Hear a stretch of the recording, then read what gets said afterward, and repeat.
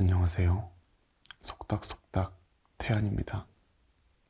오늘은 한재우 작가의 노력이라 쓰고 버티기라 읽는 읽어보겠습니다.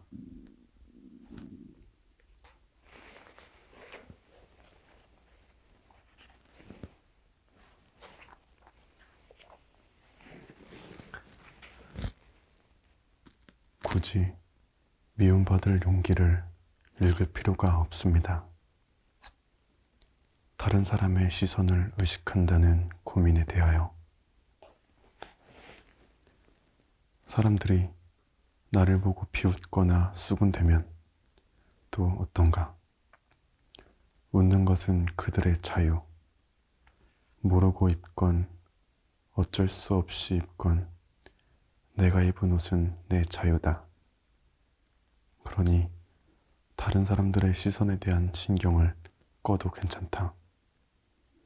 어차피 그들이 할 수 있는 일은 딱 거기까지다.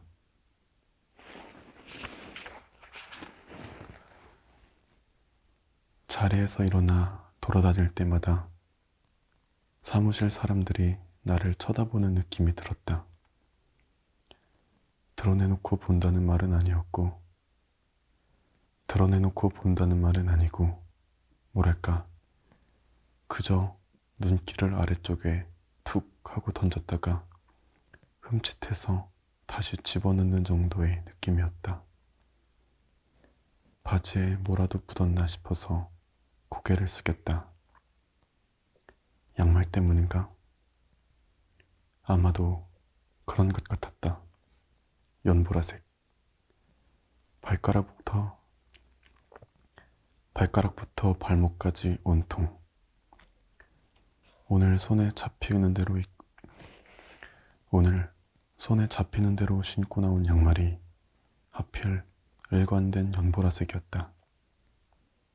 회색 셔츠와 까만 정장 바지, 그리고 역시 까만 실내용 슬리퍼 사이로 연보라색 양말이 제비꽃 마냥 도드라져 보였다. 화장실의 전실거울 앞에 서서 보니 더 확실했다. 아, 이것 때문이었네. 이유를 알고는 피식 웃었다. 손을 씻고 아무렇지 않은 듯 자리로 돌아왔다. 바지에 묻은 것은 없으니 됐지 뭐 라고 생각했다. 초등학교 때였다. 집안 형편이 별로 넉넉하지 않았다. 아버지 친구 중에 의류 공장을 운영하는 분이 있었다. 어린이 옷을 만들어 큰 회사에 납품을 한다는데 의류 브랜드의 하청업체쯤 됐었던 것 같다. 하루는 아버지가 그 공장에서 어린이 옷을 산더미처럼 얻어왔다. 로고나 장식이 아무것도 붙어있지 않은 심심한 옷이었다. 사이즈도 다양했다. 초등학교를 마칠 때까지 앞으로 몇 년은 입을 것 같았다. 문제는 공장에서 직접 가져온 것이라 옷이 딱 한 종류밖에 없었다는 점이다. 면으로 된 새빨간 쫄바지였다. 그래서 나는 초등학교 시절 내내 새빨간 쫄바지를 입고 다녔다. 그 바지를 입고 반장을 했고 졸업 앨범을 찍었으며 학생회장을 했다. 매주 월요일 아침 전교생이 모인 운동장 조회대에서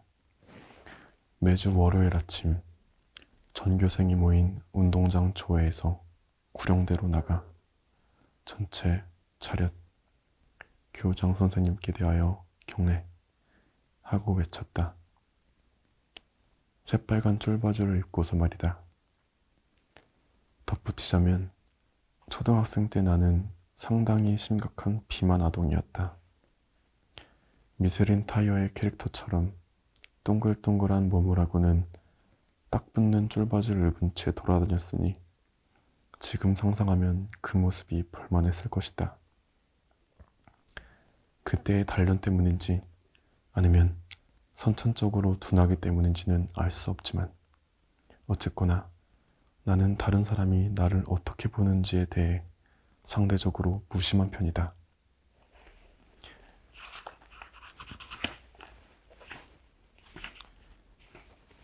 내가 해야 할 일을 잘 하고 있으면 남들이야 나를 좋아하건 싫어하건 그들의 자유지 뭐 하는 마음이 기본이다. 굳이 미움받을 용기를 읽을 필요가 없는 부류랄까. 물론 스타일리스트가 스타가 되는 이 비주얼의 시대에 구석기인처럼 뒤처진 감은 있지만 대신 이런 마음가짐을 가지고 살면 확실히 스트레스는 적다. 스타일을 내주고 무심함을 얻은 손익이 어찌 될지 계산을 해야 알겠지만 일단 지금까지는 남는 장사가 아닌가 싶다. 번암 체제공을 생각했다. 조선시대 영조, 정조 시절에 영의정을 지낸 체제공은 황희, 맹사성, 유성룡과 더불어 조선의 4대 명재상으로 꼽힌다. 체제공은 어린 시절 몹시 가난했다.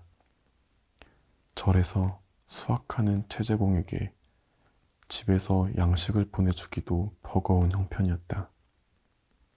그래서 함께 공부하는 부잣집 자제들에게 놀림을 받기도 했지만 개의치 않았다. 그가 과거 시험을 보러 갈 때의 일이다. 여비는 고사하고 필기구조차 마땅치 않았던 그는 높은 벼슬에 있는 친구의 아버지를 찾아갔다. 부탁을 들은 친구의 아버지는 흔쾌히 붓과 먹을 내주며 가져가라고 했다. 그러자 체제공이 정색을 하고 말했다. 저희 집이 가난하여 비록 도움을 청하게 되었지만 제가 직접 물건을 들고 가야 합니까? 그 당시는 양반이 직접 손에 물건을 들고 다니지 않았던 시절이었다. 친구의 아버지는 미안하게 생각하며 하인을 통해 보내주겠다고 사과했다. 이에 체제공이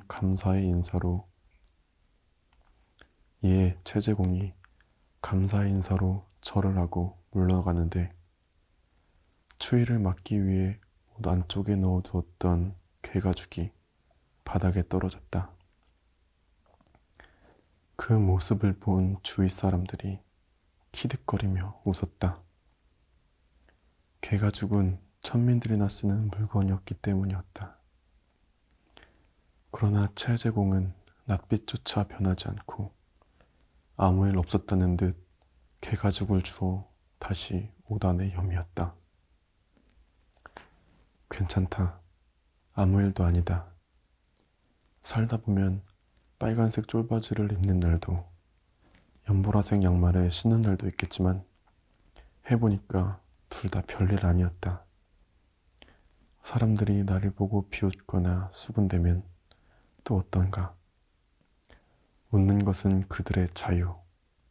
모르고 입건 어쩔 수 없이 입건 내가 입은 옷은 내 자유다. 그러니 다른 사람들의 시선에 대한 신경을 꺼도 괜찮다. 어차피 그들이 할 수 있는 일은 딱 거기까지다. 정말로 괜찮다. 아무 일도 아니다. 그리고 이 말이 옷에만 해당되는 것은 물론 아니다. 팅팅 불어버린 컵라면을 발견한다 해도 일이 재미없다는 고민에 대하여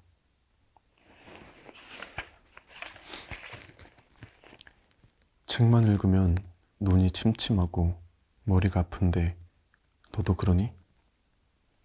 엄마가 물었다. 애구구 이런. 눈에 노화가 온 듯했다. 책 좋아하는 사람들은 책 좋아하는 사람은 나이가 들면 눈이 침침해져 책을 오래 못 보는 것이 큰 슬픔이다. 요즘 몇 년간 달달하게 붙인 작은 취미인데 몸이 도와주지 않으면 어쩌나. 그래서 어떤 책이든 읽으면 금방 그렇게 머리가 아프셔요? 하고 물었다. 그랬더니 엄마의 대답. 아니, 저 책은 안 그래. 요 책이 그래. 응? 이게 무슨 말이지?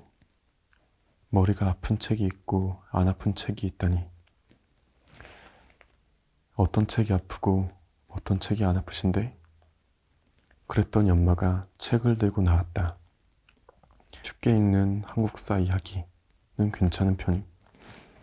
쉽게 읽는 한국사 이야기는 괜찮은 책이고 나머지 몇 권은 전부 다 아프게 하는 책이었다. 문학책 몇 권, 시집, 그리고 대학에서 전공서로 쓸 법한 두꺼운 책들. 평생교육원을 여기저기 다니면서 모은 책들이었다. 나는 주치의가 진찰을 하듯이 상세하게 증상을 설명해 보려고 했다. 나는 주치의가 진찰을 하듯이 상세하게 증상을 설명해 보라고 했다. 어디서부터 어떻게 아픈지 말이다. 책상에 앉아 책을 펴면 재미가 없어. 재미가 없으니 머리가 아파. 머리가 아프니 눈이 침침해지고 눈이 침침해지니 눕고 싶어져. 누워서 마저 읽을까 하고 생각하면 나도 모르는 새에 잠이 들어있는 거야. 책을 잘 읽고 싶은데 눈이 침침하고 머리가 아프니 속이 상해. 아니 잠깐. 눈이 침침하기 전에 일단 재미부터 없다고? 엄마가 좋아하는 책을 잡을 때는 정말로 아무렇지 않다고 했다. 몇 시간을 읽어도 머리가 맑고 눈이 환하고 졸리지도 않는다고 했다. 오로지 잘 모르는 책, 재미없는 책과 마주할 때 나오는 증상이라고. 가만 들으며 생각해보니 그것은 노년기의 시력 또는 뇌 기능의 저하 문제가 아니었다. 차라리 초등학생 꼬마들의 공부가 너무너무 하기 싫어요 문제에 가까웠다. 원래 몸이 약한 엄마인지라 내가 덜컥 걱정부터 했던 것이다. 웃었다. 오히려 다행이었다. 아직 책을 읽기가 힘들 정도로 연세가 든 건 아니었다. 이야기하다 말고 내가 웃으니 엄마가 당황했다. 어떻게 하면 다른 책을 읽을 때도 쉽게 읽는 한국사 이야기처럼 잘 읽을 수 있는지 답을 재촉했다. 더 재미있으려면 훨씬 많이 읽으셔야지요. 무언가에서 재미를 느끼려면 우선 많이 알아야 했다. 재미있다는 감정은 뇌의 시냅스가 활성화될 때 나오기 때문이다. 그리고 시냅스는 연관된 정보들이 많을 때 활성화된다. 예를 들자면 다음과 같다. 우리가 지금 컵라면에 물을 부어놓은 채로 텔레비전을 켰는데 마침 프로야구 경기가 중계되고 있다. 롯데와 기아의 경기. 1사 2, 3루에서 롯데의 3번 타자가 타석에 선 상황이었다. 1사 2, 3루에서 롯데의 3번 타자가 타석에 선 상황이다.